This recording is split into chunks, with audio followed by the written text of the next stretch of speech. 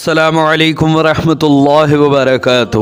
حضرات محترم، آج ہم انشاءاللہ عز و جل اپنی اس مختصر سی ویڈیو میں اللہ رب العزت کے فرمان، اللہ رب العزت کے احکام، اللہ رب العزت کی ان باتوں کو جانیں گے جو اللہ رب العزت نے قرآن مقدس میں نازل فرمائے ہیں۔ اس سے پہلے بھی ہم نے کئی سارے ایپیسوڈز درس قرآن کی صورت میں اپنے اسی محمدی چینل پر اپلوڈ کیا، جس کو آپ جا کر دیکھیں اور اپنے علم، عمل اور ایمان میں اضافہ کریں۔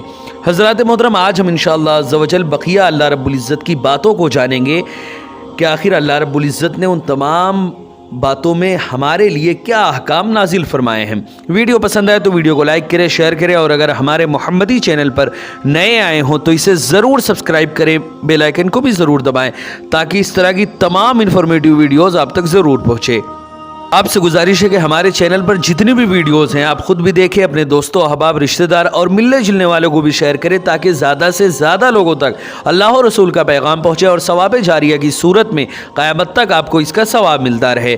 حضرات محترم، اللہ رب العزت نے قرآن مقدس میں ارشاد فرمایا، یا ایھا الذین آمنوا لا تقولوا راعنا وقولوا انظرنا واسمعوا وللکافرین عذاب علیم۔ اے ایمان والو، حضور رسول اکرم صلی اللہ علیہ وسلم کو اپنی طرف متوجہ کرنے کے لیے راعینا مت کہا کرو، بلکہ ادب سے ان کو انظرنا یعنی ہماری طرف نظر کرم فرمائیے کہا کرو، اور ان کا ارشاد بغور سنتے رہا کرو، اور کافروں کے لیے دردناک عذاب ہے۔ ما یود الذین کفروا من اہل الکتاب ولا المشرکین ان ينزل علیکم من خیر من ربکم واللہ یختص برحمتہ من یشاء واللہ ذو الفضل العظیم۔ نہ وہ لوگ جو اہل کتاب میں سے کافر ہو گئے اور نہ ہی مشرکین اسے پسند کرتے ہیں کہ تمہارے رب کی طرف سے تم پر کوئی بھلائی اترے، اور اللہ جسے چاہتا ہے اپنی رحمت کے ساتھ خاص کر لیتا ہے، اور اللہ بڑے فضل والا ہے۔ ما ننسخ من آیت او ننسها ناتی بخیر منہا او مثلها الم تعلم ان اللہ علی کل شیء قدیر۔ ہم جب بھی کوئی آیت کو منسوخ کرتے ہیں یا اسے فراموش کرا دیتے ہیں تو بہر صورت اس سے بہتر یا ویسی ہی کوئی اور آیت لے کر آتے ہیں۔ کیا تم نہیں جانتے کہ اللہ ہر چیز پر کامل قدرت رکھتا ہے، وہ سب کچھ کر سکتا ہے۔ حضرات محترم، اس کے آگے اللہ نے فرمایا، الم تعلم ان اللہ لہ ملک السماوات والارض وما لکم من دون اللہ من ولی ولا نصیر۔ کیا تمہیں معلوم نہیں کہ آسمانوں اور زمین کی بادشاہت اللہ ہی کے لیے ہے، اور اللہ کے سوا نہ تمہارا کوئی دوست ہے اور نہ ہی کوئی مددگار ہے۔ ام تریدون ان تسألوا رسولکم کما سئل موسیٰ من قبل ومن یتبدل الکفر بالایمان فقد ضل سواء السبیل۔ اے مسلمانوں، کیا تم چاہتے ہو کہ تم بھی اپنے رسول محمد عربی سے اسی طرح سوالات کرو جیسا کہ اس سے پہلے موسیٰ علیہ السلام سے سوال کیے گئے تھے؟ یعنی یہودیوں نے حضرت موسیٰ علیہ السلام سے جیسے سوال وہ لوگ کرتے تھے، تم بھی یہی چاہتے ہو کہ تم بھی اپنے رسول سے اسی طرح سوال کرو؟ جو کوئی ایمان کے بدلے کفر حاصل کرے پس وہ واقعتاً سیدھے راستے سے بھٹک گیا۔ ود کثیر من اہل الکتاب لو یردونکم من بعد ایمانکم کفارا حسدا من عند انفسہم من بعد ما تبین لهم الحق فاعفوا واصفحوا حتی یاتی اللہ بامرہ ان اللہ علی کل شیء قدیر۔ بہت سے اہل کتاب یعنی یہ یہودی اور عیسائی کی یہ خواہش ہے کہ تمہارے ایمان لے آنے کے بعد پھر تمہیں کفر کی طرف یہ لوٹا دے۔ اس حسد کے باعث جو ان کے دلوں میں ہے، اس کے باوجود ان پر حق خوب ظاہر ہو چکا ہے، سو تم درگزر کرتے رہو اور نظر انداز کرتے رہو یہاں تک کہ اللہ اپنا حکم بھیج دے۔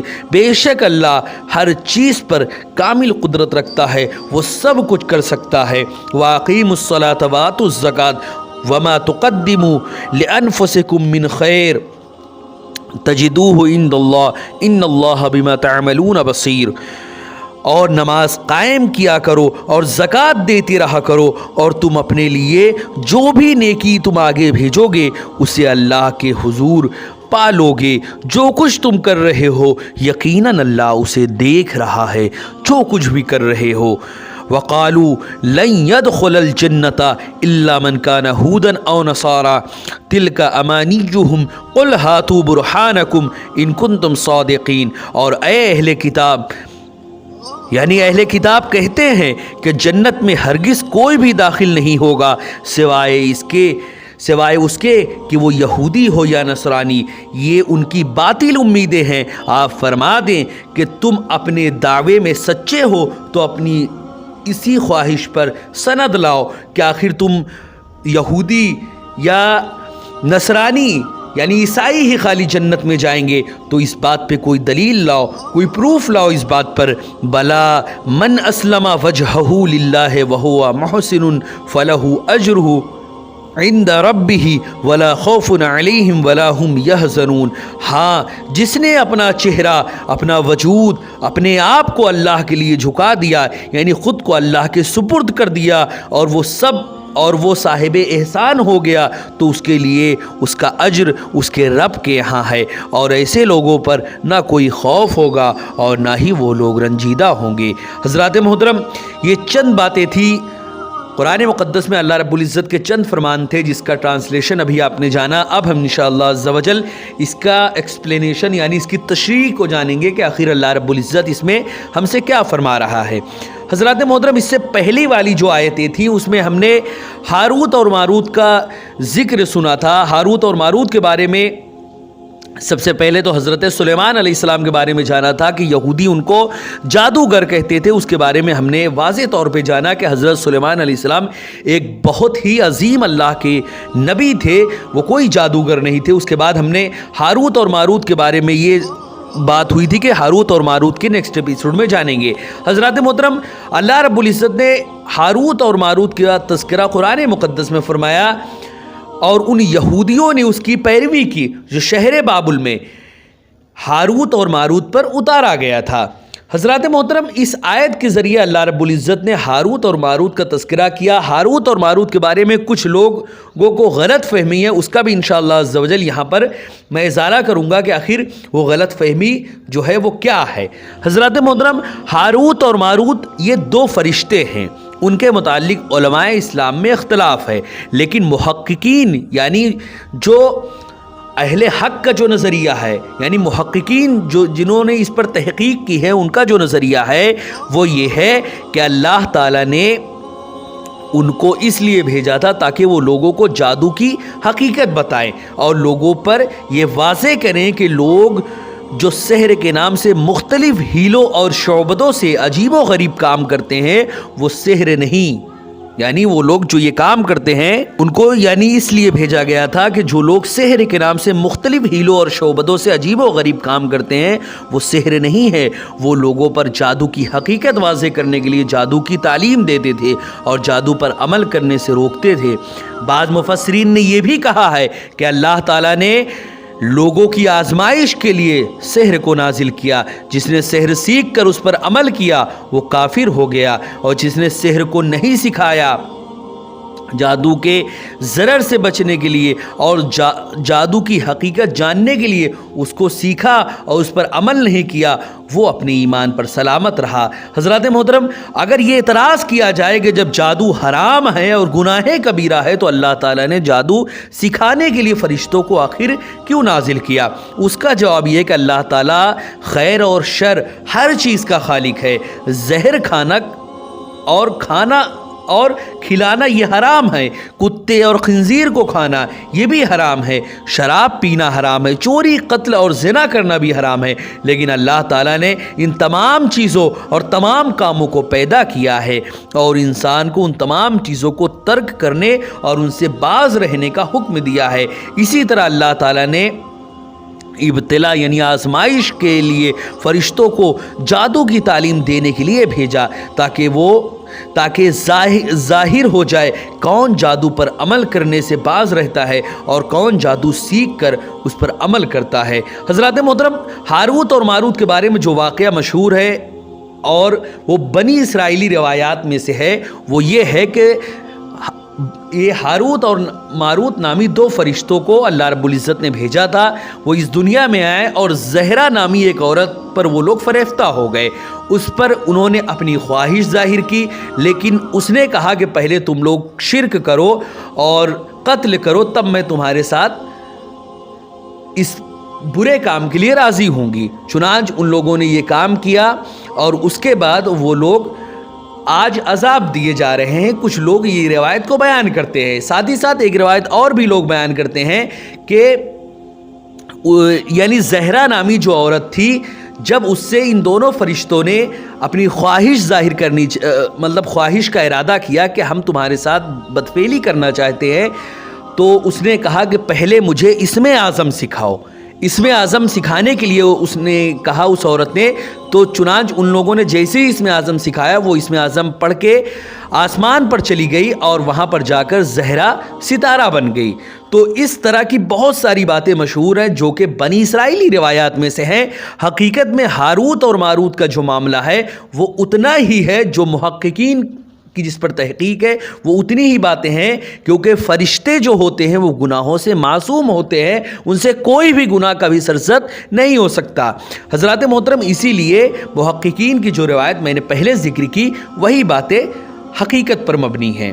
حضرات محترم، آج جن آیتوں کی ہم نے تلاوت کی، جس کا ٹرانسلیشن ہم نے جانا، وہ آیتیں یا ایھا الذین آمنوا لا تقولوا راعنا وقولوا انظرنا واسمعوا وللکافرین عذاب علیم، یہ آیت ہے جس میں اللہ رب العزت نے قرآن مقدس میں فرمایا، یعنی ان آیتوں میں یہودیوں کے ان حرکتوں کا ذکر ہے جو یہودی کرتے تھے۔ ان آیت میں یہود کے ایک اور عناد اور حسد کا بیان کیا گیا ہے۔ وہ حضور رسول اکرم صلی اللہ علیہ وسلم سے کلام کرتے ہوئے ایسا لفظ استعمال کرتے تھے جس سے گستاخی کا پہلو نکلتا تھا، تو اللہ تعالیٰ نے مسلمانوں کو اس لفظ کے استعمال کرنے سے منع فرما دیا۔ علامہ قرطبی لکھتے ہیں کہ حضرت ابن عباس رضی اللہ تعالیٰ عنہ بیان کرتے ہیں، مسلمان حضور رسول اکرم صلی اللہ علیہ وسلم سے رائنا کہتے تھے، یعنی ہماری رعایت فرمائیے اور ہماری طرف التفات اور توجہ فرمائیے۔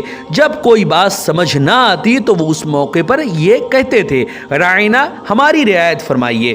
یہود کی لغت میں یہ لفظ بد دعا کے لیے تھا اور اس کا معنی تھا سنو تمہاری بات نہ سنی جائے۔ انہوں نے اس موقع کو غنیمت جانا اور کہنے لگے کہ پہلے ہم ان کی تنہائی میں بد دعا ان کو دیتے تھے، اور اب ہم لوگوں میں اور برسر مجلس ان کو بد دعا دینے کا جو موقع ہاتھ آیا ہے اس کو ہم کبھی نہیں جانے دیں گے۔ تو وہ نبی کریم صلی اللہ علیہ وسلم کو مخاطب کر کے رائنا کہتے تھے اور آپس میں ہنستے تھے۔ حضرت سعد بن معاذ کو یہودیوں کی جو لغت تھی اس کا علم تھا۔ انہوں نے جب ان سے یہ لفظ سنا تو انہوں نے کہا، تم پر اللہ کی لعنت ہو، اگر میں نے آئندہ تم کو نبی صلی اللہ علیہ وسلم سے یہ لفظ کہتے ہوئے سنا تو میں تمہاری گردن اڑا دوں گا۔ یہودیوں نے کہا، کیا تم لوگ یہ لفظ نہیں کہتے؟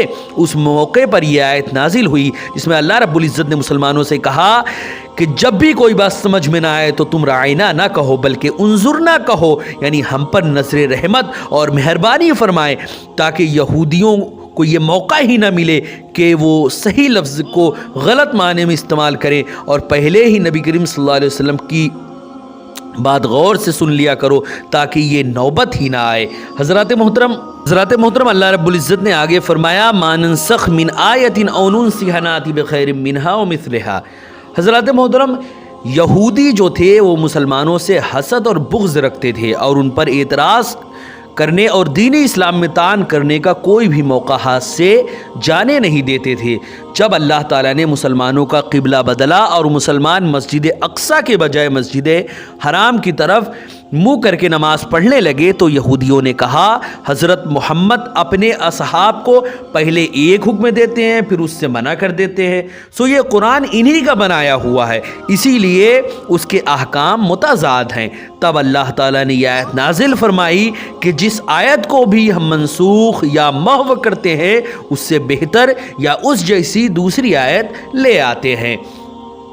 حضرات محترم، تو اس آیت سے یہ ثابت ہوا کہ اللہ رب العزت کا کوئی بھی حکم ایسے ہی نہیں منسوخ ہوتا. اللہ رب العزت کے تمام کام حکمت پر مبنی ہوتے ہیں اور انہی حکمت کے تحت اللہ رب العزت تمام معاملے کو فرماتا ہے. حضرات محترم انشاءاللہ عز و جل اس کے آگے کی باتیں ہم نیکسٹ ایپیسوڈ میں جانیں گے. ویڈیو پسند آئے تو ویڈیو کو لائک کریں، شیئر کریں، اور اگر ہمارے محمدی چینل پر نئے آئے ہوں تو اسے ضرور سبسکرائب کر کے بیل آئیکن کو بھی ضرور دبائیں تاکہ اس طرح کی تمام انفارمیٹیو ویڈیوز آپ تک ضرور پہنچے.